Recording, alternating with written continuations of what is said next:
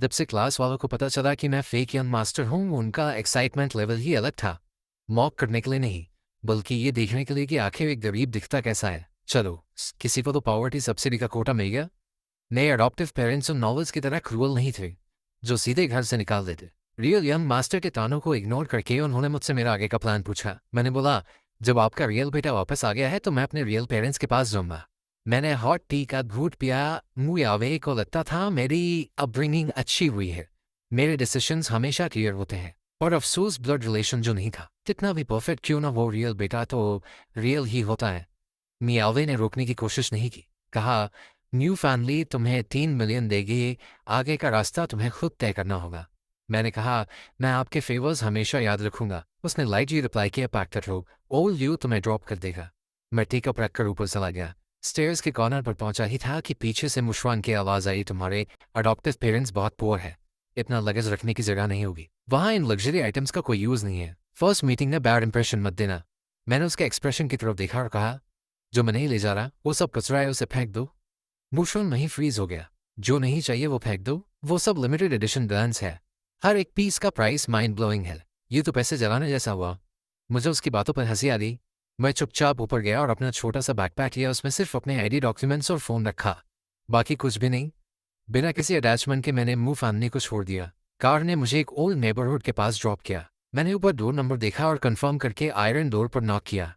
सामने खड़ी उस औरत की झुर्रियों और आंखों को देखकर मैं एक सेकंड में समझ गया कि यही मेरी बायोलॉजिकल मदर है। मैंने एक सॉफ्ट स्माइल दी, मैं शायद आपका रियल बेटा हूँ।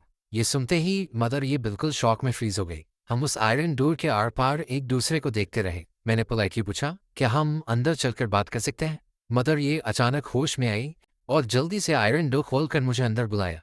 उन्होंने एक ग्लास वार्म वाटर मुझे दिया, उनके चेहरे पर अजीब सी नर्वसनेस थी। मैंने ग्लास लिया और एक सिप पीकर उन्हें उस मिक्सअप की पूरी स्टोरी शांत दिमाग से समझाई। मुशवान ही न्यू फैमिली का रियल बेटा है और मैं आपका बेटा हूँ। फादर ये और मदर ये ने इस बात का गेस तो लगाया था, पर अपने रियल बेटे को इस हाई क्लास ऑरा के साथ देखकर उनका नर्वस होना नेचुरल था। मैंने ये फैमिली की डिटेल्स पहले ही पढ़ ली थी। फैमिली मेंबर्स का मुझे रफली बेसिक आइडिया था। मैंने पूछा, क्या आप मुझसे कुछ पूछना चाहते हैं? ये किसी फैमिली रियूनियन से ज़्यादा एक बिजनेस नेगोशिएशन लग रहा था। मदर ये ने नर्वस होकर पूछा कि मैं क्या खाना पसंद करूंगा। मेरे फेस पर एक सॉफ्ट स्माइल थी। कुछ स्पेशल नहीं जो आपका दिल करे? मदर ये उठी और उन्होंने फादर ये की तरफ देखा। तो फिर मैं मार्केट से कुछ ले आती हूँ, तुम जिक्सी और बाकियों को कॉल करके बोलो कि जल्दी घर आ जाएं। बाहर आयन डोर की आवाज़ सुनकर मैं उठा और कमरे से बाहर आया, अपनी रियल सिस्टर से मिलने। मेरी स्माइल में एक अजीब सी सॉफ्टनेस थी। मैं म्यूचन हूँ। मेरी डीप और शांत आवाज़ सुनकर ये शीरे का दिल थोड़ा घबराया। उसने डिसबिलीफ के साथ मेरी आंखों में देखा। तुम्हें इस मिडिल क्लास घर से कोई प्रॉब्लम तो नहीं? ये सुनकर ये शीरे थोड़ा रिलैक्स हुई। मैंने हमेशा लग्जरी फूड खाया था, तो इस सिंपल से खाने पर मेरा कोई स्पेशल रिएक्शन नहीं था, पर मैं उनकी फीलिंग्स को फील कर सकता था। वो ऑकवर्ड अजीब सा माहौल गायब हो गया था। मैंने कहा, जब मैं यहाँ आया तो सिर्फ पैसे लाया था, सोच रहा हूँ पास से 2 जोड़ी कैजुअल क्लोथ्स ले लूँ। ये जय ने तुरंत गाइड बनने का ऑफर दिया। मैं अपनी छोटी बहन का हाथ पकड़कर निकल पड़ा। पहले जब भी क्लोथ्स खरीदता था तो सीधा वीआईपी लाउंज जाता था, पर अब खुद सेलेक्ट करना एक नया एक्सपीरियंस था। मैंने 3-4 कैजुअल आउटफिट्स चूज किए और अपने लिए एक पेयर स्नीकर्स लिया। छोटी बहन का हाथ पकड़े जब मैं वापस आ रहा था तो रास्ते में एक तंबूरू स्टॉल मिला। मैंने देखा कि उसकी निगाहें उस ग्लास काउंटर पर टिकी थीं, पर उसे समझदारी दिखाते हुए अपनी नजरें हटा ली। मैंने चुपचाप उसके लिए एक स्ट्रॉबेरी फ्लेवर वाला ले लिया। तंबूरू हाथ में आते ही ये जाय का चेहरा खुशी से चमका। उसने मुस्कुराते हुए उसे मेरी तरफ बढ़ाया, बदर आप भी एक ट्राई करो ना। मैं एक सेकंड के लिए रुका, फिर उसके बालों को प्यार से सहलाया। ब्रदर को मीठा पसंद नहीं है। ये जाय ने उस स्टिक पर लगी स्ट्रॉबेरीज को काउंट किया। मैं, बड़ी बहन, सेकंड सिस्टर, मॉम और डैड, वाओ, सबके लिए एक एक परफेक्ट पोर्शन है। मैं बस उसकी इस मासूमियत पर मुस्कुरा दिया। बहन का हाथ पकड़े मैं जब नेबरहुड वापस पहुंचा तो दूर से देखा कि ये जिक्सी कुछ ढूंढ रही है। एक फटी हुई कार्डबोर्ड बॉक्स में से उसने एक डॉल निकाली। मेरी फुटस्टेप्स की आवाज़ सुनकर ये जिक्सी थोड़ा घबराई और जल्दी से उस डॉल को अपने पीछे छुपा लिया। मैं स्लोली उसकी तरफ बढ़ा। मेरे चेहरे पर कोई इमोशन नहीं था। छुपाने की ज़रूरत नहीं है, मैंने सब देख लिया है। ये जिक्सी ने अपनी नज़रें झुका ली, बिल्कुल उस बच्चे की तरह जिसने कोई गलती की हो, और धीरे धीरे डॉल को बाहर निकाल लिया। मुशवान को ये डॉल बहुत पसंद थी। वो हर रात इसे गले लगाकर सोता था, पर कभी नहीं सोचा था कि उसे अब यह भी नहीं चाहिए। उसे सिर्फ ये डॉल ही नहीं और बहुत कुछ नहीं चाहिए। मेरा ये कैजुअल सा सेंटेंस सीधे उसके दिल पर जाकर लगा। इंसान जब पेन फील करता है तभी उसे रियलिटी दिखती है। मैंने अपने मन में एक डीप साई ली। अगर तुम्हें चाहिए तो इसे वापस ले जाओ। पर उसने एक बिटर स्माइल दी और उस डॉल को वापस बॉक्स में फेंक दिया। समर की उस रात में एक छोटा सा टेबल फैन आवाज करता हुआ चल रहा था और उस टूटे हुए विंडो की साउंड प्रूफिंग इतनी खराब थी कि बाहर की हर आवाज क्लियर आ रही थी। उस डैमेज विंडो के बाहर से नेबर्स के शोर और हंगामे की आवाज रही थी। मिडनाइट में मेरी आंख खुली तो बाहर लिविंग रूम से कुछ विस्परिंग की आवाज आई। ये शिवे मॉम डैड से धीरे धीरे बात कर रही थी। शायद मूचन को इस बेड की आदत नहीं है। कल रात मैंने उसे काफी देर तक साइड बदलते हुए सुना था। हमें उसके लिए एक अच्छा मैट्रेस लेना चाहिए। मेरी स्कॉलरशिप नेक्स्ट वीक आ जाएगी तो उस टाइम वो पैसे कॉम्पेंसेट कर दूंगी। उन तीनों की आवाज बहुत सॉफ्ट थी पर मेरे कानों तक हर एक वर्ड बिल्कुल क्लियर आ रहा था। सुबह जब मैं फ्रेश होकर बाहर आया तो ये शिवे और ये डैड जा चुके थे। मैंने पूछा, डैड और बड़ी बहन कहाँ गए? ये मॉम ने मुझे वार्म वाटर का ग्लास देते हुए कहा, तुम्हारी बड़ी बहन पहले ही यूनिवर्सिटी वापस चली गई।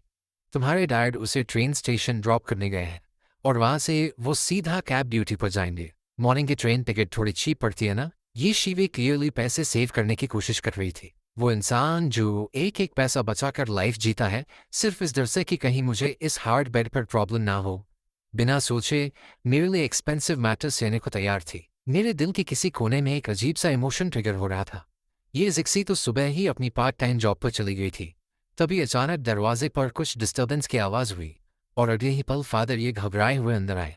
मैंने पूछा, आप तो कैब ड्राइविंग पर थे ना? उन्होंने कहा, फोन का चार्जिंग केबल भूल गया था। तभी उनकी नज़र मेरे बगल में खड़े उस इंसान पर गई। फादर ये को सामने खड़ी लड़की थोड़ी फेमिलियर लग रही थी। मैंने इस चांस का फ़ायदा उठाया और इंट्रोड्यूस किया, ये मेरी फ्रेंड सुमन्यु है। मैंने इसे इनवाइट किया था ताकि घर का लेआउट चेक कर सके। फादर ये का ब्रेन एक सेकंड के लिए ज़ीरो हो गया। उन्होंने सुमन्यु के बारे में बहुत सुन रखा था। वो इस देश की सबसे बड़ी जीनियस डिज़ाइनर थी जिसने इतनी छोटी एज में ढेरों अवार्ड्स जीते थे। बड़े से बड़े लोग हाई प्राइस पर उसके डिज़ाइन के लिए तरसते थे और उसे कोई फ़र्क नहीं पड़ता था। फादर ये ने घबराते हुए कहा, मैं तुम्हारा काम डिस्टर्ब नहीं करूंगा, बस डेटा केबल लूंगा और निकल जाऊंगा। उन्हें डर था कि कहीं उनकी वजह से सुमन्यु का फोकस खराब ना हो, तो वो केबल लेकर जल्दी से निकल गए। हम दोनों के बीच ज़्यादा यूजलेस चार्ट नहीं हुई। सुमन्यु वापस अपने डिज़ाइन ब्लूप्रिंट्स कंप्लीट करने निकल गई। मैंने अपने डॉक्यूमेंट्स और रिक्वायर्ड पेपर्स लिए और रास्ते में उस मैनुअल वर्कशॉप की तरफ गया। वहाँ 8-9 औरतें कंटिन्यूस काम में बिजी थीं, लेबल्स लगाते हुए अपनी नॉर्मल गॉसिप कर रही थी। मैं डोर पर खड़ा होकर अंदर चिल्लाया, मॉम मैं कुछ जरूरी काम से बाहर जा रहा हूँ। दोपहर का खाना मैं घर पर नहीं खाऊंगा। मदर ई के चेहरे पर एक वार्म और स्वीट स्माइल आई। उन्होंने कहा, ठीक है, पर रात को टाइम पर लौट आना। मार्केट के उस क्राउडेड क्रॉस रोड को क्रॉस करने के बाद रोड के साइड में एक ब्लैक मैक्लारन पार्क थी। मैंने बिना रुकावट बैक डोर खोला और अंदर बैठ गया। मेरे बगल में जो लड़की थी उसकी वाइब बिल्कुल शांत थी। जब से उसने मुझे दूर से देखा था उसकी नज़रें मुझसे एक सेकंड के लिए भी नहीं हटी थी। उसने एक सार्कास्टिक टोन में कहा, यंग मास्टर इस सच में बड़े क्रूअल हैं, इतनी बड़ी आफत आ गई और तुम अब बता रहे हो? मैंने लाइटली स्मर्क किया और बोला, तुम तो पहले फॉरेन में थी राइट? पहले बता भी देता तो क्या ही कर लेती। इस पर लियो रुयान ने एक मीनिंग फिल्ड आ भरी, तो आखिर प्रॉब्लम यह है कि मैंने तुम्हें कंपनी नहीं दी और तुम मुझसे नाराज बैठे हो। मुझे समझ नहीं आया कि हंसू या चुप रहूं। ये ओवर ड्रामेटिक सीईओ वाले डायलॉग्स तुमने कहाँ से सीखे? यंग मास्टर में इतने टाइम से कांटेक्ट ही नहीं किया तो मैंने सोचा अब खुद को ही थोड़ा चेयर अप कर लूं। मैंने उसके पान पर हल्का सा काट किया, यहाँ अपने स्टूपिड जोक्स बंद करो। क्या तुम उस ये फैमिली की लाइफ में एडजस्ट कर पाओगे? फ्रैंकली बोलूं तो वो अभी इतना ईजी नहीं है। कल रात तो ठीक से नींद भी नहीं आई। मैं आराम से लियू रुयान के शोल्डर पर लीन हो गया। उसकी वो कामिंग और डीप आवाज़ सुनकर मेरी पूरी बॉडी इंस्टेंटली रिलैक्स फील करने लगी। मेरी आवाज़ धीरे धीरे लो हो रही थी। मैंने बताया, सुमन्यु को लेआउट चेक करने के लिए बुला लिया है, कल से रेनोवेशन स्टार्ट हो जाएगा। उसने स्माइल करते हुए कहा, तुम्हारा एक्शन लेवल हमेशा की तरह टॉप स्पीड पर है। वैसे अगर वहाँ नींद नहीं आती तो आज रात मेरे अपार्टमेंट में शिफ्ट हो जाओ। जब मेरी तरफ से कोई जवाब नहीं आया तो उसने अपना सिर झुकाकर मुझे देखा और रियलाइज़ किया कि मैं कंप्लीटली डीप स्लीप में जा चुका हूँ। मुझे इस तरह सोता हुआ देखकर उसने कुछ नहीं कहा। अगली सुबह मदर ये के चेहरे पर एक प्यारी सी स्माइल थी। उन्होंने कहा, कल मैं किसी नई डिश की रेसिपी ट्राई करूंगी। मैंने आज नंबर 11 हाई स्कूल में कॉल किया था। अगर तुम वहाँ एडमिशन लेना चाहो तो मूशवान की खाली की हुई सीट तुम्हें इजीली मिल जाएगी। ये जिक्सी ने जब ये बात कही तो उसका हर एक वर्ड बड़ा कैलकुलेटेड था, जैसे उसे डर हो कि मूशवान का नाम सुनकर मैं गुस्सा हो जाऊंगा। स्कूल ट्रांसफर की बात निकली ही थी कि मदर ये ने अपनी नजरें झुका दी। हमारी फैमिली की फाइनेंशियल कंडीशन ऐसी नहीं है कि तुम शेंगुआ जैसे एलीट स्कूल में कंटिन्यू कर सको। एज पेरेंट्स हम खुद को गिल्टी फील कर रहे हैं। मैं सच कहूँ तो मुझे इन ये फैमिली वालों का माइंडसेट बिल्कुल समझ नहीं आता। फाइनेंशियल कंडीशन खराब है तो फील गिल्टी, घर छोटा है तो feel guilty, elite school afford नहीं कर सकते तो फील गिल्टी।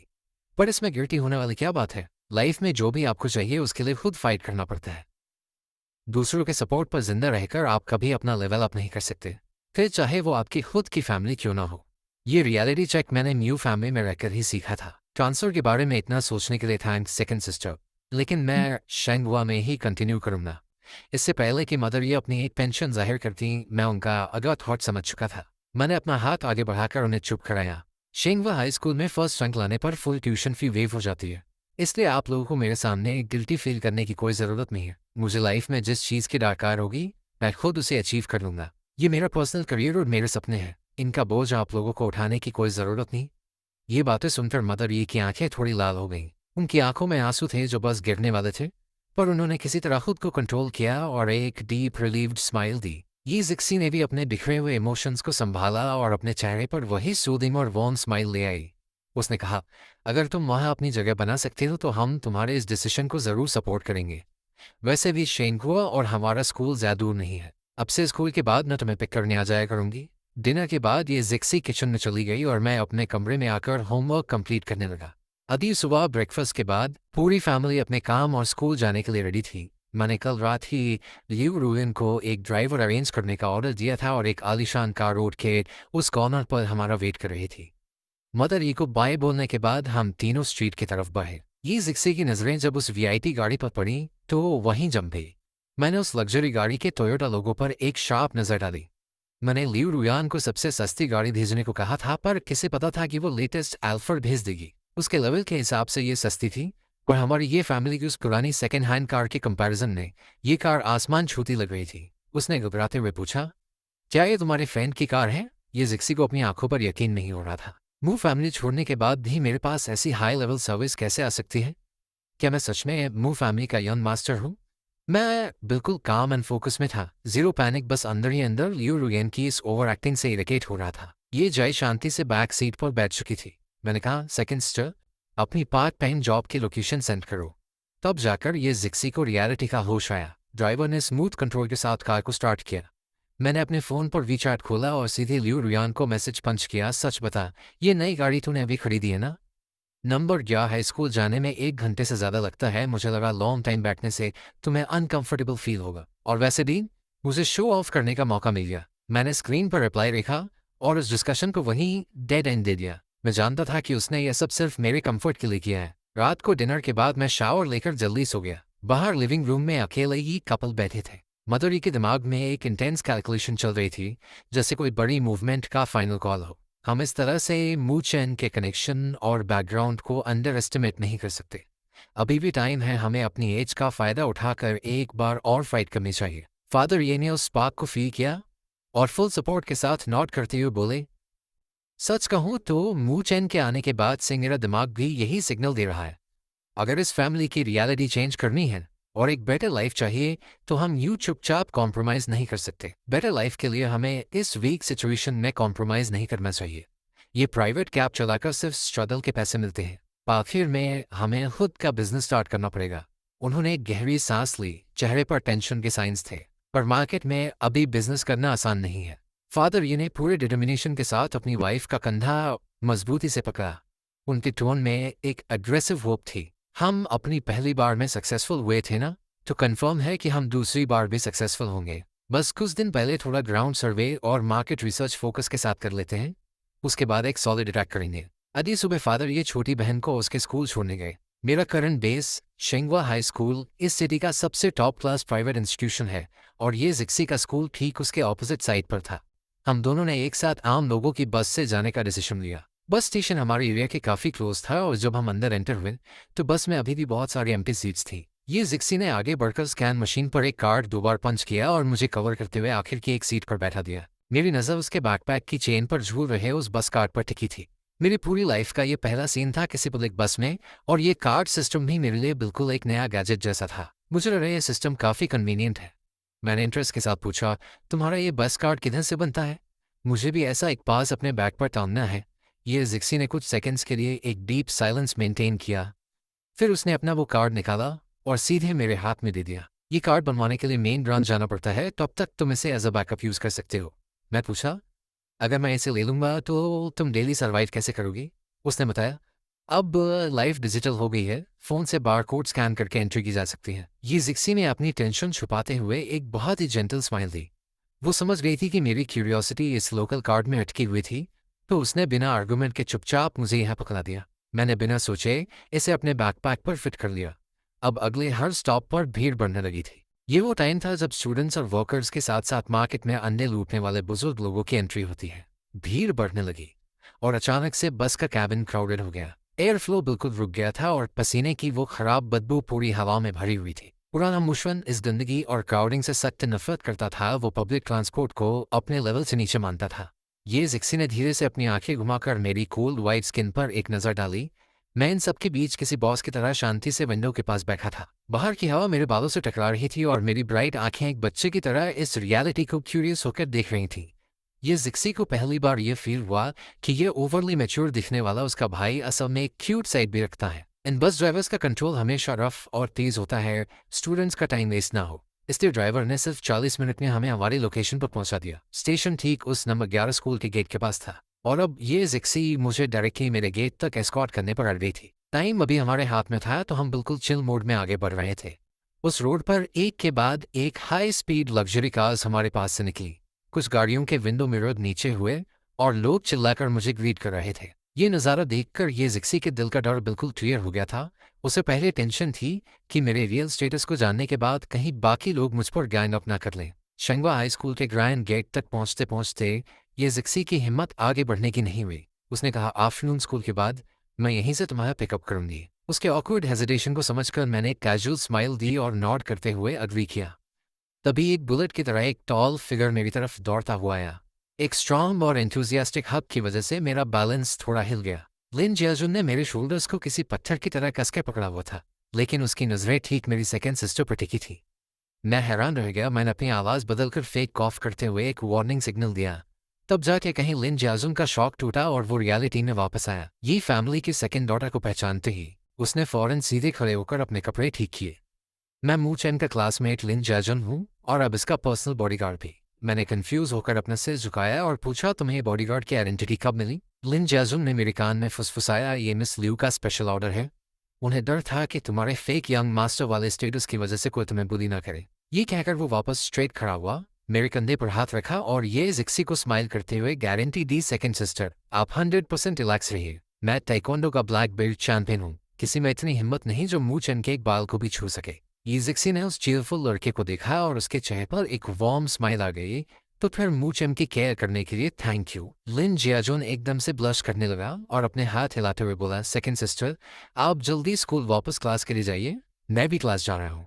मैंने ये जिक्सी को जाते हुए देखा जब तक कि वो आंखों से ओझल नहीं हो गई। लिन जियाजोन अभी भी फैन बॉय की तरह बिहेव कर रहा था। तुम्हारी सेकंड सिस्टर का कोई बॉयफ्रेंड है क्या?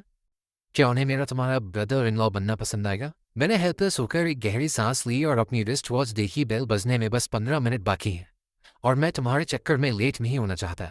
मैंने क्लासरूम की तरफ अपने स्टेप्स फास्ट किए। लिन जियाजुन जल्दी से मेरे पीछे आया। मैंने सुना है ये फैमिली बैंकरप्ट हो चुकी है और उन पर बहुत डेट है। अब तुम लोग एक पुरानी बिल्डिंग में शिफ्ट हो गए हो, क्या तुम उस जगह एडजस्ट कर पाओगे? एक प्लान है, क्यों ना मैं तुम्हें अपना छोटा विला गिफ्ट कर दूं, साथ में एक पर्सनल ड्राइवर और नैनी भी दे दूंगा। मैंने कहा, अगर मुझे सच में शिफ्ट होना पड़ा तो ये ऑफर देने की टर्न तुम्हारी नहीं आएगी। ये सुनकर लिन जाजन थोड़ा अपसेट हो गया। अगर मिस यू तुम्हें गिफ्ट दे सकती हैं तो मैं क्यों नहीं? मैं तो तुम्हारा बेस्ट ब्रदर हूँ। उसने मेरे आर्म को कसके पकड़ लिया और चिपक गया। मैं हेल्पलेस था पर मुझे हंसी भी आ रही थी। इन लोगों को चैरिटी करने का शौक कब से चढ़ गया? जरा सी बात पर लग्जरी कार्स और ग्लास गिफ्ट कर रहे हैं, साथ में ड्राइवर और नैनी का पैकेज भी। ऐसा फील करवा रहे हैं जैसे न्यू फैमिली छोड़ने के बाद। बातों ही बातों में हम क्लासरूम के दूर तक पहुंच गए। जैसे ही हमने क्लास में एंट्री ली, पूरी नॉइजी क्लास अचानक पिन ड्रॉप साइलेंट हो गई। सबके सब ब्लैंक एक्सप्रेशंस के साथ मुझे घूर रहे थे। क्या मेरा चेहरा डिस्फिगर हो गया?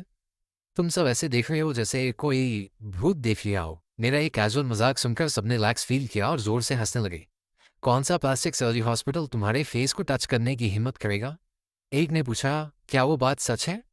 लगता है तुम सबको ऑलरेडी पता चल चुका है। मैं कामली अपनी सीट पर गया और बैठ गया। शनमिंशी ने मुझे देखा, जल्दी से अपनी चेयर सरका कर मेरे पास आया और धीमी आवाज में बोला, हमारे सर्कल की न्यूज़ आग की तरह फैलती है। मेरे नाम पर एक एम्प्टी घर पड़ा है।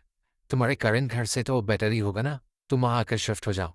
इससे पहले कि मैं रिफ्यूज करता, लिन जियाजुन ने उसके कंधे पर एक थप्पड़ मारा। इसने तो मेरा विला तक रिजेक्ट कर दिया। शनमिंशी ने मुंह बनाया, वो इस ओवर पावर्ड लड़के से फाइट नहीं कर सकता था।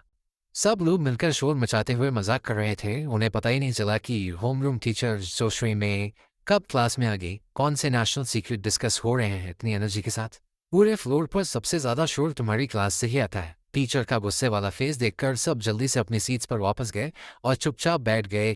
किसी में एक आवाज निकालने की हिम्मत नहीं थी। शेंगवा एक top tier private elite school है। यहाँ के स्टूडेंट्स बड़े और रिच फैमिली से बिलोंग करते हैं, लेकिन वो नॉर्मल स्टूडेंट से ज्यादा अलग नहीं है। वो भी स्ट्रिक्ट टीचर्स की रिस्पेक्ट करते हैं और पनिशमेंट के डर से कांपते हैं। बाहर के लोगों को लगता है कि एलीट स्कूल्स में बच्चे बस टाइम पास करते हैं और दिन भर अपनी वेल्थ शो ऑफ करते रहते हैं या नाइट क्लब्स में जाकर अयाशी करते हैं, जबकि रियलिटी में कॉमन एग्जाम्स के अलावा यहाँ इकोनॉमिक मैनेजमेंट और हॉर्स राइडिंग जैसी स्किल्स भी सीखनी पड़ती हैं। शेंबुआ फाउंडर एक टॉप टायर अथॉरिटी फिगर है, जहाँ स्टूडेंट्स के कैरेक्टर कंट्रोल पर स्ट्रिक्ट रूल्स है। अगर किसी ने टीचर को डिसरिस्पेक्ट किया तो उसकी पनिशमेंट बहुत सीवियर होती है। ना सिर्फ स्टूडेंट को पनिश किया जाता है, बल्कि उनके फैमिली बिजनेस पर भी इफेक्ट पड़ता है। स्कूल का फर्स्ट डे है, इसलिए मैं छोड़ रही हूँ। ये तुम्हारा लास्ट ईयर है, तो थोड़ा स्मार्ट बनो और कोई ट्रबल क्रिएट मत करना, समझ गए? सब स्टूडेंट्स ने एक आवाज में चिल्लाकर कहा, यस मैम। इस नए सेमेस्टर में हमारी क्लास में एक नया स्टूडेंट ट्रांसफर हुआ है, मुशवन। सब इसका वेलकम करें।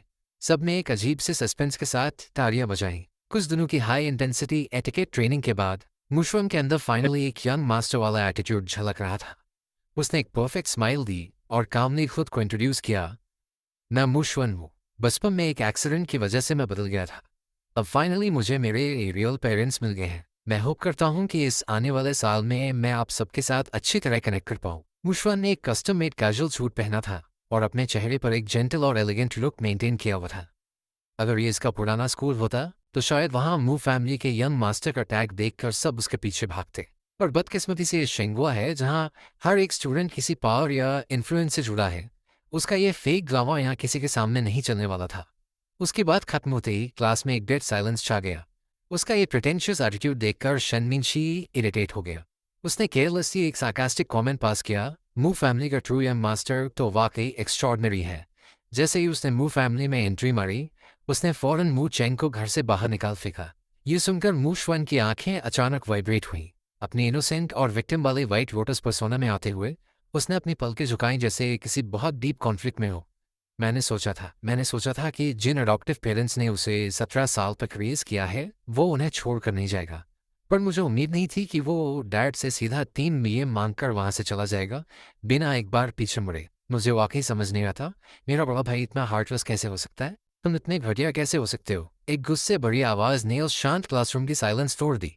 मुशवन ने घबराकर पीछे मुड़कर देखा तो सामने लिन जियाजुन अपनी आंखों में गुस्सा लिए खड़ा था और उसके पास बैठा मैं हल्के से मुस्कुरा रहा था। होमरूम टीचर जू शुए ने गुस्से से फ्राउन किया और डेस्क पर हाथ मारकर खड़े हुए लिन जियाजुन को देखा, चुपचाप अपनी सीट पर बैठ जाओ।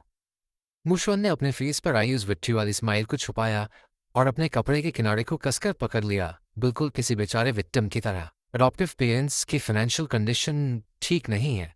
भाई का लग्जरी लाइफस्टाइल अचानक चेंज हुआ है, इसलिए उनका मुझ पर गुस्सा होना नॉर्मल है। जो श्रीमे ने मुशवन की बकवास पर ध्यान नहीं दिया। ये एक स्ट्रिक्ट डिसिप्लिन वाला स्कूल है और स्टूडेंट्स के वर्ड्स और एक्शंस को कंट्रोल करना उसकी रिस्पॉन्सिबिलिटी है। शेंगवा के स्टूडेंट्स फ्यूचर में इंडस्ट्री के पिलर्स बनेंगे, तो यहाँ पढ़ाने वाले टीचर्स भला ऑर्डिनरी कैसे हो सकते हैं? मुशवान की सस्ती ट्रिक जो शुमे की नज़रों से छुपी नहीं थी, बस उनके पास इन चीज़ों पर टाइम वेस्ट करने का मूड नहीं था। मैं तुम्हें एक वार्निंग दे रही हूँ, शेंगवा तुम्हारे फालतू ड्रामा प्ले करने की जगह नहीं है। और हाँ, कल से क्लास में स्कूल यूनिफॉर्म पहन कर आना। क्लास में बैठे स्टूडेंट्स के बीच मॉकिंग हंसी गूंज उठी। मुशवन ने ऑकवर्ड फील करते हुए अपना सिर हिलाया और जल्दी से पोडियम से उतरकर एक एम्प्टी सीट पर बैठ गया। क्लासरूम में एक एक्साइटमेंट थी, सब ईगरली गॉसिप कर रहे थे। मुशवन यहाँ वहाँ देख रहा था, सभी क्लासमेट्स बिजनेस और इन्वेस्टमेंट्स की बातें कर रहे थे, पर उसके पास बोलने के लिए कोई नॉलेज नहीं थी। वो वहाँ पूरी तरह आउट ऑफ पेस फील कर रहा था। अंत में मेरी नज़र भीड़ के बीच गई, उसके बैग पर क्या लटका है। पुराना यंग मास्टर अब बर्बाद हो गया है, स्कूल जाने के लिए बस में धक्के खा रहा है। स्कूल की फ्री स्कॉलरशिप वाली स्कीम अब काम आ रही है। तुमने याद नहीं दिलाया तो मैं भूल ही गया था। स्कॉलरशिप और गरीब स्टूडेंट्स का कोटा सब चंद रोके ही अरेंज कर दिया गया है। ये सुनकर मुझे हंसी भी आई और अफसोस भी। मैं बस उठकर जाने ही वाला था कि मूशवन ने पूरी हीरो वाली फीलिंग के साथ पॉइंट आउट किया, तुम लोग लिमिट क्रॉस कर रहे हो। सब लोग मूशवन को अजीब नजरों से देखने लगे। मैं उन लोगों को अच्छे से जानता हूँ, मेरा नेचर काफ़ी चिल है। हम बस नॉर्मल मजाक कर रहे थे। इसमें म्यूशवन को ओवर रिएक्ट करने की क्या ज़रूरत थी? लिन जजिम को लगा म्यूशवन का दिमाग खराब है, वो इस रियल यंग मास्टर के मुंह ही नहीं लगना चाहता था। मुझे पता है तुम्हारे बायोलॉजिकल पेरेंट्स बहुत गरीब हैं, तुम्हें यंग मास्टर वाली लाइफ की आदत है, ये फैमिली में वापस जाना तुम्हारे लिए मुश्किल होगा। मैं मॉम डैड से रिक्वेस्ट कर सकता हूँ, तुम बस अच्छे से माफ़ी मांग लो, वो पक्का तुम्हें वापस बुला लेंगे। मूशवन ऐसे एक्ट कर रहा था जैसे उसे मेरी बहुत फिक्र हो। लोगों को लगता है कि वो बहुत इनोसेंट और काइंड है और मैं ये फेक यंग मास्टर बहुत एहसान फरामोश हूँ। लेकिन अचानक वहाँ सन्नाटा छा गया, सब तमाशा देखने लगे। लोग मूशवन को ऐसे घूर रहे थे जैसे कोई एलियन देख लिया हो। कुछ देर बाद लिन जजन ने मेरी तरफ देखा और कन्फ्यूजन में पूछा, क्या ऐसे ऑकवर्ड फील नहीं हो रहा? मुझे तो इसके लिए ऑकवर्ड लग रहा है। ये सुनकर सब जोर से हंस पड़े। सच में ये बहुत अजीब था।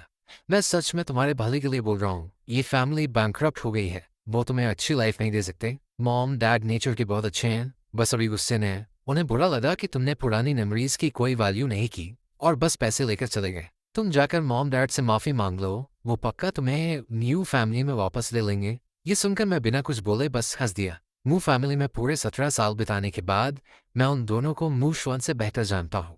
वो अपने बायोलॉजिकल बेटे की केयर नहीं करते, तो मैं तो बस एक अडॉप्टेड बेटा हूँ। सुमन्यु मेरे लिए रूम डिज़ाइन कर रही है, मैंने तो ऐसा कुछ नहीं सुना। मैंने स्मार्ट किया। मूशवन ने अपनी नज़रें झुकाई और शाय होकर स्माइल किया। मैंने भी उनसे कहा था कि इसकी कोई ज़रूरत नहीं, पर उनका कहना था कि उन्होंने मुझे बहुत सफ़र करवाया है, इसलिए वो मुझे अच्छे से कॉम्पनसेट करना चाहते हैं। वो जिद कर रहे हैं कि बेस्ट डिज़ाइनर को बुलाकर सब कुछ मेरे टेस्ट के हिसाब से रेनोवेट करवाएं। मैंने अपना फ़ोन टेबल पर रखा और स्पीकर ऑन कर दिया। बहुत गहरा खेल खेल रहा है। फ़ोन से एक ज़ोरदार और गुस्से वाली आवाज़ आई, सब बकवास है। मैंने कब कहा कि मैं तुम्हारे लिए डिज़ाइन करूंगी? मूशवन, राइट? कल फ़ोन पर ही मैंने उसे दफ़ा होने को कह दिया था। क्या उसे बात समझ नहीं आती या दिमाग खराब है? खुद को न्यू फैमिली का यंग मास्टर बता रहा था, सोच रहा था कि पैसे देकर मेरा मुंह बंद कर देगा और काम करवा देगा। ऊपर से मुझे धमकी दी कि मैं न्यू फैमिली से पंगा नहीं ले सकती, जिससे पड़ी है उसके घटिया पैसों की। मुझे कोई फ़र्क नहीं पड़ता कि वो मूव फैमिली है या हाई फैमिली, उसकी औकात क्या है जो मुझे ऑर्डर्स दे रहा है। हर जगह फेक न्यूज़ फैलाकर मेरी वैल्यू गिरा रहा है। क्या वो इस लॉस की भरपाई कर पाएगा? फ़ोन पर आवाज़ काफ़ी एग्रेसिव थी। लिन जर्जुम ने तुरंत कॉल डिस्कनेक्ट किया और मेरी तरफ देखकर मजे लेते हुए आईब्रोज रेज की। मैंने हंसते हुए तंजब दिया, यहाँ मौजूद हर इंसान बहुत स्मार्ट है। सर्कल के इन हम उम्र लोगों के बीच सब एक दूसरे का माइंड अच्छे से पढ़ते हैं। शेंगवा में लोग सिर्फ पढ़ाई करने नहीं आते, बल्कि हाई क्वालिटी कनेक्शंस बनाने आते हैं। फ्यूचर में इन्हीं लोगों के साथ बिजनेस डील्स करनी हुई। वैल्यूएबल लोगों के साथ अच्छा नेटवर्क बनाना फ्यूचर में फैमिली बिजनेस संभालने के लिए बहुत ज़रूरी है। कौन रियल है और कौन फेक, इससे उन्हें कोई फ़र्क नहीं पड़ता। सबसे इम्पॉर्टेंट ये है कि उस इंसान की वैल्यू क्या है। जो लोग टॉप रैंक्स में हैं वो फ्यूचर में पक्का बड़े लेवल पर होंगे। ये कॉन्टैक्ट्स बनाने का बेस्ट चांस है। मुझे भले ही भी परवाह ना हो, लेकिन अगर मूशवन को न्यू फैमिली से निकाल दिया जाए तो उसकी कोई औकात नहीं है। किसी को मूशवन से कोई प्रॉब्लम नहीं थी। न्यू फैमिली के पावर को देखकर सब उससे दोस्ती भी कर लेते। अफसोस कि उसमें ज़रा भी पेशेंस नहीं है और वो खुद आकर पंगे ले रहा है। हाँ, ये बात तो है। चुप रहने का मतलब ये है कि कोई उसे एक्सपोज करने में अपनी एनर्जी वेस्ट नहीं करना चाहता। बेकार लोगों पर टाइम वेस्ट करने का क्या फ़ायदा? लेकिन अगर मूशवन बार बार आकर ऐसे ही ड्रामा करेगा तो फिर किसी को रूथलेस होने से कोई रोक नहीं सकता। माहौल अचानक से हैवी और ऑकवर्ड हो गया। मूशवन का चेहरा पीला पड़ गया, उसकी आंखों में आंसू भर आए। वो बहुत हेल्पलेस और बेचारा लग रहा था। अगर कोई मुझे सपोर्ट करने के लिए आगे आ सकता है तो जाहिर सी बात है किसी को मुझसे प्रॉब्लम भी होगी। लिन जीन अचानक से हीरो बनते हुए खड़ा हुआ। तुम लोग हद पार कर रहे हो। इसी को ऐसे बेवकूफ़ बनाने में मज़ा आता है क्या? मूशवन को बस तुम्हारी फिक्र है। ये फैमिली बैंकरप्ट हो गई है, वो बस तुम्हारी हेल्प करना चाहता था। क्या तुम लोगों को उसे इस तरह आइसोलेट करना ज़रूरी है? सब लोग बिना कुछ कहे उसे देखने लगे। लिन जीन के दिमाग में क्या चल रहा था ये सबको अच्छे से पता था। लिन जीन बाहर से भले ही गुस्से में लग रहा था, लेकिन अंदर से वो बहुत खुश था। आखिरकार मैंने हर जगह उसे पीछे जो छोड़ रखा था, अब जब ये फैमिली बैंकरप्ट हो चुकी है तो उसे आखिरकार मुझे नीचा दिखाने का मौका मिल गया है। इसलिए उसने एटीट्यूड दिखाना और हीरो बनना शुरू कर दिया। इस मौके का फायदा उठाकर वो न्यू फैमिली के रियल यंग मास्टर के साथ दोस्ती भी कर सकता है। एक तीर से दो निशाने। मुशवन ने हैरानी से ऊपर देखा। अपने चेहरे की एम्बेरसमेंट को छुपाने की कोशिश करते हुए उसने लिन जीन को ग्रेटिट्यूड भरी नजर से देखा। लिन जीन ने भी उसे एक जेंटल स्माइल दी। उसकी आंखों में थोड़ी हमदर्दी दिख रही थी, जैसे वो सच में मुशवन को अपना दोस्त मानता हो। तभी क्लासरूम के दरवाजे पर नॉक हुआ। सबने एक साथ मुड़कर देखा। दरवाजे पर लियो रुयन फाइल्स देख रही थी। अंदर इतनी रौनक क्यों है? लिन जीन अभी भी अपने ऑकवर्ड पोज में खड़ा था, लेकिन लियो रुयन ने उसकी तरफ एक नज़र भी नहीं देखी। वो सीधा अंदर आई। मैं बस यार मास्टर को कुछ देने आई हूँ। उसने भले ही इतनी नॉर्मल बात कही थी, लेकिन लिनजीन की अब कुछ बोलने की हिम्मत कहाँ थी। क्लास के सारे स्टूडेंट्स अपनी फैमिलीज के फ्यूचर एयर्स हैं, लेकिन उनके सामने खड़ी ये लियो रुयान, ये पहले से ही उनके फादर्स के लेवल पर खड़ी है। मुशवन ने चुपके से इस न्यू कमर को स्कैन किया। लड़की ने सिंपल और क्लीन कपड़े पहने थे, फेयर स्किन, स्टनिंग चेहरा, और उसका ऑरा बिल्कुल अलग था। उसने अपनी रिस्ट पर एक डार्क रेड बोधी ब्रेसलेट पहना हुआ था। जब वो उसके पास से गुजरी तो उसे हल्की सी कैमोमाइल की फ्रेग्रेंस भी आई। मुशवन अंदर से पूरी तरह शॉक में था। पहले ये फैमिली की बेटी की ब्यूटी के चर्चे थे, लेकिन इस लड़की को देखकर उसे लगा कि ये जिक्सी इसके सामने कुछ भी नहीं है। बस इतने सिंपल कपड़े पहने हैं, ज्यादा से ज्यादा कोई एरन रनर हुई जो चीजें डिलीवर करने आई है। मुशवन को जरा भी आइडिया नहीं था कि लियो रुयन ने जो कपड़े और लो की एक्सेसरीज पहनी हैं, खासकर वो बोथी ब्रेसलेट, उसकी कीमत बिन्हाई ने एक लग्जरी विला के बराबर है। शेन मिंशी ने मजाक में कहा, ऐसा क्या है जो लियू सिस्टर को खुद चल कर आना पड़ा? लियू रोयान की नजरें सीधे मुझ पर आकर रुक गईं। उसकी आंखों में मेरे लिए साफ फेवरेटिज्म झलक रहा था, जिसे उसने बिल्कुल हाइड नहीं किया। मैं तो यम मास्टर की पर्सनल असिस्टेंट हूँ, एक पत्ता भी हो तो खुद हाथों में देना पड़ता है। सब लोग जोर से हंसने लगे और हमें टीज करने लगे, लेकिन लियू रोयान और मुझे कोई ऑकवर्डनेस फील नहीं हुई। हम बिल्कुल नॉर्मल थे। हम दोनों के बीच का कनेक्शन पूरी क्लास को पता है। चाइल्डहुड स्वीट हार्ट्स, हम एक दूसरे की फीलिंग्स बहुत अच्छे से समझते हैं। इसमें छिपाने वाली कोई बात नहीं है। बस अभी तक रिलेशनशिप ऑफिशियल नहीं किया, क्योंकि सही टाइम नहीं आया है। अभी हमें अपने करियर पे ज़्यादा फोकस करना है। लियू रुयान ने फाइल मेरी डेस्क पर रखी, जिसे देखकर वहाँ खड़े लोग इम्प्रेस हो गए। सब लोग एक्साइटमेंट में पास आ गए। ये प्रोजेक्ट प्रपोजल बहुत ब्यूटीफुली डिज़ाइन किया गया है। चैन ब्रो, नाम हमेशा टॉप क्लास होता है। लगता है इस साल का कोटा सिर्फ तुम्हें ही मिलेगा। मेरे प्रपोजल का स्कोर काफ़ी हाई है। मैं बिना कुछ बोले मुस्कुरा दिया। मेरा चिल एटीट्यूड ऐसा था जैसे जीत तो पहले से ही मेरी जेब में है। मुशवान साइड से चिढ़ते हुए घूर रहा था। उसने पहचान लिया कि ये फैमिली की बहन ने बनाया है। ये फैमिली की बहन ने बनाया है ना।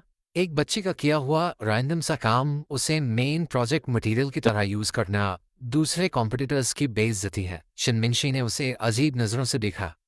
तुम्हारी ये बात कुछ ज्यादा ही घटिया है। ये टॉप इवैल्यूएशन वाला प्रपोजल है, तुम इसे बच्ची का रैंडम काम बोल रहे हो? मूश उनकी बोलती तुरंत बंद हो गई। मैंने हल्की सी स्मर्क के साथ कहा, मेरी बहन ने इसे बनाने में बहुत मेहनत की है। ये उसने स्पेशल मेरे लिए तैयार किया है। तुम लोगों की बोरिंग थ्योरीज इसके सामने कहाँ टिक पाएंगी?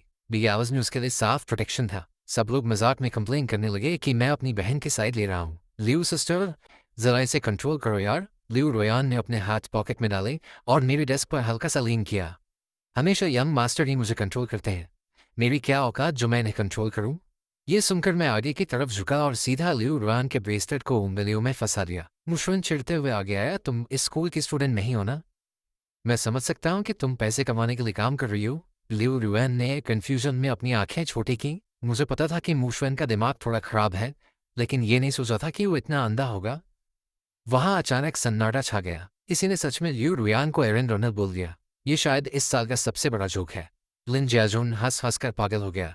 तुम्हें लगता है लियू सिस्टर कोई डिलीवरी गर्ल है? तुम किस मुंह से चैन ब्रो से कंपीट कर रहे हो? मैंने भी एक थकी हुई स्माइल दी और अपना वो थॉट वापस ले लिया कि मुशवान स्मार्ट है। ये इंसान सच में बहुत सिंपल है, इतना सिंपल कि बिल्कुल बेवकूफ़ लगता है। कोई इतना पागल कैसे हो सकता है कि जो इंसान रिच किड्स के साथ उठता बैठता हो और जिसे सब रिस्पेक्ट से लियो सिस्टर बुलाते हो, वो कोई नॉर्मल इंसान होगा? लियो रुयान ने अपना सिर झुकाकर मेरे हाथ को देखा। सुमन्यु ने मुझे एक मैसेज देने के लिए भेजा है। डिज़ाइन और फर्नीचर फाइनल हो चुके हैं। वो पूछ रही थी कि क्या कल से कंस्ट्रक्शन स्टार्ट करना तुम्हारे लिए कंफर्टेबल रहेगा। मैंने अपनी आवाज़ थोड़ी धीमी की। मैं उसे बाद में रिप्लाई कर दूंगा। अचानक मेरी नज़र उस लड़की की गहरी आंखों से मिली। चुप, मैंने डील से काम कराओगे ना? तुम्हें इस हफ्ते की फ्लाइट पकड़नी है, राइट? मैंने तुरंत अपना हाथ हटाया और हल्के से उसके कान को पोक किया। तो फिर जल्दी जाओ, अपनी फ्लाइट मिस मत कर देना। मैं वापस आकर तुम्हारे लिए सोवेनियर लाऊंगी। लियू रियान ने प्यार से मेरी चिन को छुआ। जब हम दोनों बात कर रहे थे तो हमारी आवाज़ बहुत हल्की थी, जैसे हमारे बीच एक इनविजिबल बैरियर बन गया हो। बाकी लोग भी समझदारी दिखाते हुए पीछे हट गए ताकि हमें डिस्टर्ब ना करें, बस चुपचाप खड़े होकर हमारी केमिस्ट्री को एंजॉय कर रहे थे। लिन जाजुन ने अपना चेहरा हाथ पर टिका रखा था और शन मिनशी के सिर के ऊपर मानो क्वेश्चन मार्क्स उड़ रहे थे। तुम दोनों का सबके सामने ऐसे रोमांस करना सही है क्या? स्कूल खत्म होने के टाइम स्कूल गेट पर सबसे ज्यादा भीड़ होती है। बहुत सारे स्नैक्स के स्टॉल्स लगे होते हैं। स्कूल गेट के पास सबसे ज्यादा चहल पहल रहती है। बहुत सारे स्नैक्स वाले स्टॉल्स लगा चुके हैं। शेंगुओ में भले ही सारे रिच किड्स पढ़ते हैं, लेकिन इस उम्र में स्नैक्स का लालच कहाँ छूटता है। भीड़ के बीच ये जिक्सी का वार्म और अब बहुत अलग ही चमक रहा था। उसका वो जेंटल वाइब, जिससे पुराने जमाने का कोई यंग मास्टर हो। उसकी आंखें जिनमें एक अजीब सी उदासी थी। मुझे लगता है अगर ये किसी हिस्टोरिकल ड्रामा में एक्ट करे तो पक्का लड़कियों के दिलों पर राज करेगा। लिन जाजिंग को ही देख लो, ये जिक्सी को देखकर पलक तक नहीं झपका रहा था। दो आवाजें एक साथ गूंजी। मैंने मुड़कर देखा। मुशवन एक बड़ी सी स्माइल के साथ दौड़ता हुआ ये जिक्सी की तरफ आ रहा था। उसकी वो फेक स्माइल देखकर ये जिक्सी को अचानक से घबराहट होने लगी। उसे याद आया कि पहले भी स्कूल के बाद जब मुशवन उसे ढूंढता था तो ऐसे ही एक्साइटेडली दौड़ कर आता था। वो कभी इस छोटे भाई से बहुत प्यार करता था। जब ये फैमिली बैंकरप्ट हुई थी तब शुरुआत में कुछ भी नहीं बदला था। वो दोनों एक साथ बस से घर जाते थे। कभी कभी मूड अच्छा होता तो पैदल ही चल पड़ते। मुशवन आधा रास्ता चलते ही थक जाता और उससे पिग्गीबैक राइड मांगता। जिक्सी भी खुशी खुशी उसे अपनी पीठ पर बैठाकर घर ले जाता। मुशवान उसके पीठ पर चढ़कर कहता, मेरा भाई दुनिया का बेस्ट भाई है। मैं दुनिया का सबसे लकी इंसान हूँ। लेकिन वो खूबसूरत यादें पल भर में टूट गईं। पता नहीं कब मुशवन की वो प्यारी सी स्माइल गायब हो गई और उसकी जगह डिस्गस्ट और नफरत ने ले ली। मुझे बस में धक्के नहीं खाने, मैं तंग आ चुका हूँ। तुम मुझे पीठ पर बैठा कर ले जाओ। तुम इतने यूजलेस कैसे हो सकते हो? 2 कदम भी नहीं चले जाते। तुम एक बाइसाइकिल क्यों नहीं खरीद लेते? पैसे नहीं है तो जाकर जॉब करो ना। आखिरकार उसने उस भाई को छोड़ दिया जिसे वो कभी दुनिया का बेस्ट भाई कहता था। ये जिक्सी ने घबराहट में अपना थूक निगला। उसे समझ नहीं आ रहा था कि मुशवन के साथ कैसे बिहेव करे। मुशवन ने उसके ऑकवर्डनेस नोटिस नहीं की और अभी भी बहुत स्वीट ही स्माइल कर रहा था। मुझे वो टाइम बहुत याद आता है जब मैं तुम्हारे साथ। मुझे लगता है वो लोग मुझे ज्यादा पसंद नहीं करते। वो सिर्फ न्यू चैन से बात करते हैं। बात करते करते मुशवन की स्माइल हल्की हो गई और उसकी आंखें लाल हो गई। वो ऐसा शो कर रहा था जैसे मैंने सबको उसके खिलाफ भड़का दिया हो और वो बहुत हेल्पलेस फील कर रहा हो। उसकी बातों का हिडन मीनिंग ये जिक्सी समझ गया। पिछले कुछ दिनों में मेरे साथ बिताए हुए टाइम को याद करके वो अपने आप ही मुझे डिफेंड करने लगा। मुचन वैसा इंसान नहीं है, वो इतना पेटी नहीं है। मैं भले 17 साल तक एक अमीर फैमिली में रहा, लेकिन मेरा नेचर काफ़ी ईजी गोइंग है। मैंने कभी कंप्लेन नहीं की कि ये फैमिली का घर बहुत छोटा है या बेड बहुत हार्ड है। मैं हमेशा मॉम के खाने की तारीफ करता हूँ। अपनी छोटी बहन के लिए कैंडीज खरीदता हूँ, फैमिली की नीड्स का ध्यान रखता हूँ और उनकी हेल्प करता हूँ। मैंने सच में बहुत अच्छे से बिहेव किया है। इतना कि जिक्सी को खुद गिल्टी फील होने लगा है कि वो बड़े भाई के तौर पर मेरी कोई हेल्प नहीं कर पा रहा, उल्टा मुझे ही सबका ध्यान रखना पड़ रहा है। मुशवन का चेहरा अचानक से पीला पड़ गया। उसने सोचा था कि जब मैं न्यू फैमिली को छोड़ूंगा तो बहुत इजीली लीव कर दूंगा, लेकिन जब ये फैमिली की वो टूटी फूटी झोपड़ी देखूंगा तो यंग मास्टर वाले टैंट्रम्स दिखाऊंगा। लेकिन ये जिक्सी तो मुझसे काफ़ी इम्प्रेस लग रहा था। ऐसा लग रहा था जैसे सिर्फ 2-3 दिन में ही वो 17 साल के साथ रहे भाई को भूल गया और मुझे एक्सेप्ट कर लिया। ये जिक्सी को मेरी साइड लेते देख मुशवन हैरान रह गया। मैंने स्मोक किया। मुझे तो पता ही नहीं था कि यंग मास्टर मुंह हर जगह बेल्स बनाते फिर रहे। मेरी स्पार्कलिंग आंखों में हल्की सी शार्पनेस आ गई। तुम्हें बस दूसरों के भाई छीनने का शौक है। ये जिक्सी के चेहरे से उदासी छन चुकी थी और उसने एक वार्म स्माइल दी। उसने फिर मुशवन की तरफ एक बार भी मुड़कर नहीं कहा। मेरी आंखों में एक चमक आई और मेरे होठों पर हल्की सी मुस्कान फैल गई। हम दोनों भाइयों को हंसते बोलते दूर जाते देख मुशवन की आंखों में बहुत गहरी जलन भर आई। ये सब तो उसका था। मुशवन ने गुस्से में अपने दांत पीसे और अपनी मुट्ठी इतनी जोर से भींची कि नाखून स्किन में चुभने लगे, पर उसे दर्द फील नहीं हो रहा था। उसकी सांसें तेज हो गईं। जब तक हम पूरी तरह गायब नहीं हो गए मुशवान होश में नहीं आया। उसे जो कुछ भी चाहिए था वो सब उसे मिल चुका था। वो मू फैमिली की लग्जरी लाइफ एंजॉय कर रहा था। वो लोग तो बस भिखारियों का झुंड है। वो मू फैमिली का रियल यंग मास्टर है। मू फैमिली के उस आलीशान विला के बारे में सोचकर मुशवान का गुस्सा शांत हो गया और वो घमंड से हंसने लगा। उसने एरोगेंटली आन सन को ऑर्डर दिया, खड़े खड़े मेरा मुंह क्या देख रही हो, जाकर चाय लाओ। आन सन ने डरते हुए सिर झुकाया। जब से ये यंग मास्टर वापस आया है और जब भी मास्टर और मैडम घर पे नहीं होते सर्वेंट्स बहुत संभल कर रहते हैं। डर के मारे सांस भी जोर से नहीं लेते। जरा सी भी कोई चीज़ यंग मास्टर की मर्जी के खिलाफ हुई तो बस गालियाँ सुननी पड़ती हैं। चाय का टेस्ट अच्छा नहीं है तो फेंक देता है, खाना पसंद नहीं आया तो शेफ को दोबारा बनाने को कहता है। लेकिन पहले म्यूचन ने तो कभी ऐसे गुस्सा नहीं किया, कम से कम वो उन्हें इंसान तो समझता था। ये यंग मास्टर मूशवन तो बात बात पर कप्स और प्लेट्स तोड़ता रहता है, जैसे वो लोग इंसान नहीं बल्कि उसके गुलाम हैं जिन्हें वो जैसे चाहे ट्रीट कर सकता है। मूशवन की जहरीली आवाज फिर से आई। आन सन ने घबराहट में अपने ख्यालों को झिड़का और जल्दी से चाय लेकर गई। मूशवन ने कप उठाया और एक घूंट पिया। अगले ही सेकंड उसने कप सीधा आन सन की तरफ दे मारा। आन सन डर के मारे पीछे हटी, लेकिन फिर भी बच नहीं पाई। उबलती हुई चाय सीधे उसके पैरों पर गिर गई। आन सन ने सिर झुका लिया और चुपचाप अपने जले हुए हाथ को सहलाने लगी। वो तुरंत नीचे बैठी और कप के टुकड़े उठाने लगी। मैं दूसरी चाय बनाकर लाती हूँ। ये सब बटलर ने दूर से देख लिया। उसने अपने ग्लासेस एडजस्ट किए और बड़े ग्रेसफुल तरीके से चलते हुए आगे आया। उसने स्लाइटली झुककर कहा, यंग मास्टर, आपकी एटिकेट क्लास का टाइम हो गया है। मूशवन ने गुस्से से उसे घूरा। किस बात की क्लास? बटलर के चेहरे पर कोई एक्सप्रेशन नहीं था। रिकॉग्निशन बैंक्वेट इस वीकेंड पर है। मास्टर और मैडम ने स्ट्रिक्टली कहा है कि आपको टाइम पर पहुंचना है। वो इस बैंक्वेट में कोई गलती बर्दाश्त नहीं करेंगे। मूशवन गुस्से से खड़ा हो गया। तुम्हारा मतलब क्या है? अपनी औकात में रहो। तुम बस मू फैमिली के टुकड़ों पर पलने वाले एक नौकर हो और तुम मुझे ऑर्डर दे रहे हो? वो एटिकेट टीचर हमेशा एक स्टिक लेकर खड़ा रहता है और गुस्से से घूरता रहता है। जरा सी भी गलती हुई तो बहुत हार्शली डांटता है। उसे मेरी पोजीशन की कोई परवाह नहीं है। वो इतना एरोगेंट सिर्फ इसलिए है कि उसे मॉम डैड का सपोर्ट मिला हुआ है। बटलर ने बिना किसी डर के काम में जवाब दिया। दोनों यंग मिसेस भी रिकग्निशन बैंक्वेट अटेंड करने के लिए वापस आ रही हैं। मूशवन चौंक गया। उसने सुना था कि मू फैमिली की दोनों बहनों का टेम्पर बहुत खराब है। जो भी हो, वो पहली बार अपनी सगी बहनों से मिलने वाला था, तो उसे अच्छा इंप्रेशन जमाना ही पड़ेगा। अगर उसने अपनी दोनों बहनों को अपनी साइड कर लिया तो वो ऑफिशियली म्यू फैमिली का असली बेटा बन जाएगा। फिर किसी की क्या मजाल जो उसे नीचे दिखाए। मूशवन ने अपने गुस्से को कंट्रोल किया और चुपचाप एटिकेट क्लास के लिए चला गया। मू फैमिली के ठंडे माहौल के बिग ऑपोजिट ये फैमिली का छोटा सा घर बहुत कोजी और वार्म लग रहा था। सब एक साथ बैठकर डिनर एंजॉय कर रहे थे। बीच बीच में एक दूसरे को खाना सर्व भी कर रहे थे। सब लोग 2 चिकन लेग्स को लेकर एक दूसरे को फोर्स कर रहे थे। बच्चों को लेग पीस खाना चाहिए, बड़ों को विंग टिप्स खानी चाहिए। और जो बीच में है वो विंग्स खाएंगे।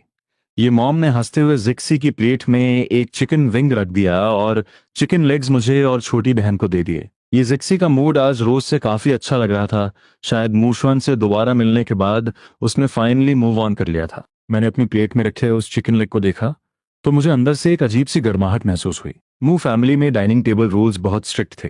सीट्स के बीच काफी डिस्टेंस होता था। खाते वक्त बात करना बिल्कुल मना था। यहाँ तक कि बर्तनों की आवाज भी नहीं आनी चाहिए थी। एक दूसरे को खाना सर्व करना तो दूर की बात है। वैसे भी मॉम डैड अक्सर घर पर नहीं होते थे और दोनों बहनें पढ़ाई के लिए विदेश में थीं। ज्यादातर टाइम मैं अकेले ही खाना खाता था। लेकिन ये फैमिली बिल्कुल अलग है। यहाँ फैमिली मेंबर्स अच्छी चीजें शेयर करते हैं, हंसते बोलते हैं और एक दूसरे की केयर करते हैं। भले ही ये घर सिर्फ कुछ स्क्वायर मीटर्स का है, फिर भी यहाँ बहुत प्यार और सुकून है। हर कोने में लाइफ नजर आती है। शायद इसी को असली घर कहते हैं। ये मॉम ने थोड़ी हेजिटेशन के साथ अपने हाथ मले। वो थोड़ी नर्वस लग रही थी। तुम सब तो स्कूल चले जाते हो और तुम्हारे डैड कैब चलाने चले जाते हैं। मैं सोच रही थी कि कोई छोटा मोटा स्टॉल लगा लूं। मैं भी घर के एक्सपेंसेस में थोड़ी हेल्प करना चाहती हूँ, पर मुझे कोई एक्सपीरियंस नहीं है। पता नहीं मैं ये कर पाऊंगी या नहीं। शादी से पहले वो अपने घर की बहुत लाडली बेटी थी। कभी कभार छोटे मोटे घर के काम कर लेती थी, बाकी किसी चीज की फिक्र नहीं होती थी। जब उनकी शादी ये डैड से हुई तब उनका बिजनेस काफी अच्छा चल रहा था, तो वो आराम से हाउसवाइफ बनकर रहीं। उन्होंने कभी पैसे कमाने के लिए बाहर काम नहीं किया। ये फैमिली के बैंकरप्ट होने के बाद वो भी जॉब ढूंढना चाहती थी, लेकिन मूशवन कंप्लेन करता था कि घर का काम कौन करेगा, तो उन्हें घर पर ही रहना पड़ा। सच कहूं तो हाउसवाइफ होना कोई आसान काम नहीं है। हर दिन बहुत सारा फिजिकल काम होता है और ये सब करते करते पूरा दिन निकल जाता है, आराम का टाइम ही नहीं मिलता। पूरी फैमिली को रोज इतनी मेहनत करते देखकर वो घर संभालने के लिए राजी हो गई। अब जब मूचन वापस आ गया है तो सब लोग फिर से मेहनत करने के लिए बहुत मोटिवेटेड है। वो भी अपना कंट्रीब्यूशन देना चाहती हैं। ये जिक्सी ने तुरंत अपना फुल सपोर्ट दिखाया। दिन भर घर में रहकर काम करते करते तुम बोर हो जाती होगी, बात करने के लिए भी कोई नहीं होता। स्टॉल लगाना अच्छा आइडिया है, कुछ मीनिंगफुल करने को मिलेगा। पैसे कमा पाओ या ना कमा पाओ, कम से कम बाहर जाकर थोड़ा फ्रेश फील करोगी। ये डैड ने अपने चॉपस्टिक्स नीचे रखे और प्यार से अपनी वाइफ का हाथ पकड़ लिया। इन सालों में तुमने बहुत मेहनत की है। इस फैमिली के लिए तुमने कभी वो नहीं किया जो तुम्हें सच में पसंद था। इंसान हमेशा अपनी वैल्यू प्रूफ करना चाहता है। अगर तुम स्टॉल लगाना चाहती हो तो जरूर ट्राई करो, मेरा फुल सपोर्ट है। ये मॉम ने सुकून की सांस ली और फिर मेरी तरफ देखा, क्योंकि मैं अभी तक चुप था। मैंने थोड़ी देर सोचा और सीरियसली कहा, स्टेशनरी बेचने में इन्वेस्टमेंट ज़्यादा लगेगी क्योंकि आइटम्स बहुत सारे रखने पड़ते हैं और स्कूल किड्स के पास ज़्यादा पॉकेट मनी भी नहीं होती, तो प्रॉफिट आने में टाइम लग सकता है। हमारे स्कूल के पास एंट्री और एग्जिट टाइम फिक्स होता है और वहाँ स्ट्रीट फूड का बिजनेस काफ़ी अच्छा चलता है। आप फूड स्टॉल के बारे में सोच सकती हैं, आप स्नैक्स बेचने का प्लान कर सकती हैं। वहाँ आसपास कई स्कूल्स हैं, तो बिजनेस पक्का अच्छा चलेगा। बस सुबह स्टॉल लगाने में थोड़ी मेहनत लगेगी, फ्रेश इंग्रेडिएंट्स तैयार करने के लिए जल्दी उठना पड़ेगा। मेरे कहने का मतलब है कि स्टॉल लगाना अच्छा आइडिया है। ये मॉम ने राहत की सांस ली और हंसने लगी। मेहनत की कोई टेंशन नहीं है, लेकिन मुझे सिर्फ घर का खाना बनाना आता है, मैं कोई फैंसी स्नैक्स नहीं बना सकती। आप बाहर के रेस्टोरेंट से बहुत अच्छा खाना बनाती हैं और हमें फैंसी चीजें बेचनी भी नहीं है। हम ऐसा कुछ बेचेंगे जो टेस्टी हो और जिससे पेट भर जाए। ब्रेकफास्ट के लिए ये बेस्ट रहेगा और डिमांड भी अच्छी होगी। लेकिन क्या बेचना है इसके लिए मैं कोई सजेशन नहीं दे सकता। स्कूल गेट के पास इतने सारे स्टॉल्स हैं, पर मैंने कभी किसी से कुछ नहीं खरीदा। मैंने कभी नोटिस ही नहीं किया कि वो लोग क्या बेचते हैं। मूव फैमिली के यंग मास्टर के तौर पर मुझे हमेशा अपनी बॉडी और हेल्थ का बहुत ध्यान रखना पड़ता था। हमेशा परफेक्ट इमेज मेंटेन करनी पड़ती थी।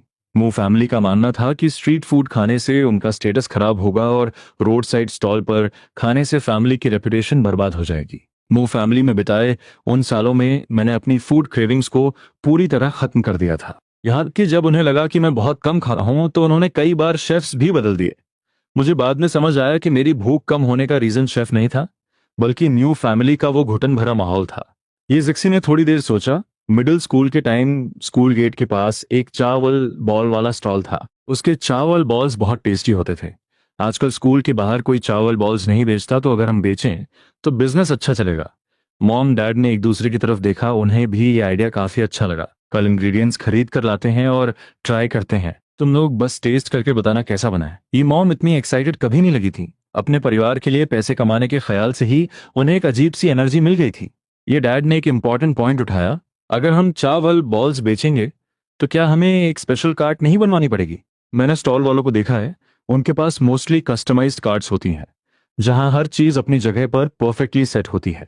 ये जिक्सी को भी अचानक याद आया। हाँ, उस स्टॉल वाले के पास चावल बॉल्स को गर्म रखने के लिए एक स्टीमर था, लेकिन मुझे लगता है हम लकड़ी का बैरल यूज कर सकते हैं। उसे अच्छे से कवर करके ऊपर से नॉन वोवन क्लॉथ डाल देंगे तो वो भी गर्म रहेगा।